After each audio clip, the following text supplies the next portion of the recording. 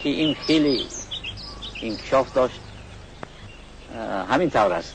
یک بیت را شاعر میگوید و از حرف آخری سطر دوم بیت باید کسی دیگر شروع کند. ولو شیدای تو اینجوری حیرانی من، اینجوری حیرانی من ولو شیدای تو.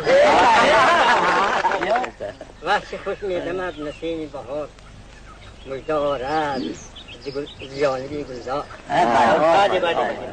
من ترک عشق و باده و ساغر نمی کنم، صد بار توبه کردم و دیگر. اما ما نم همینطور یا شما با هم رو ما را به مستی افسانه کردن پیران جاهل شیخ گمراه. شیخان گمراه آفرین. راست یافتید درست. هر آن کس که شاهنامه خوانی کند اگر زن بود پهلوانی کند. دل را به دل رهیست در این گنبدی سپید، از روی کینه کینه و از روی مهر مهر. من ممکنه دیتا جان هم یک از اغبه فرومدم و نالیش کردم سنگای در خونت بالیش کردم. میخانه را در باز کن، ساغرکشی آغاز کن، دل را و می دمساز کن، گفتار بستان برد. همین سخناکتی شما 100 ساله شوید.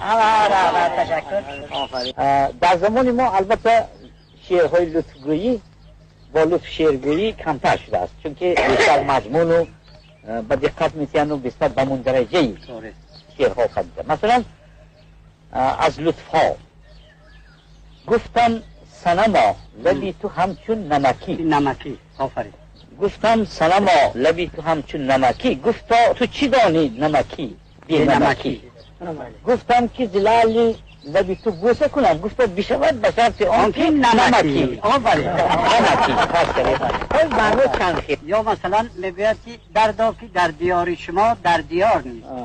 هر جا که در دیار نباشد دیار نیست. مجنون صفت گردی برندم و پایدار، مردانه جان دیم که جهان پایدار نیست.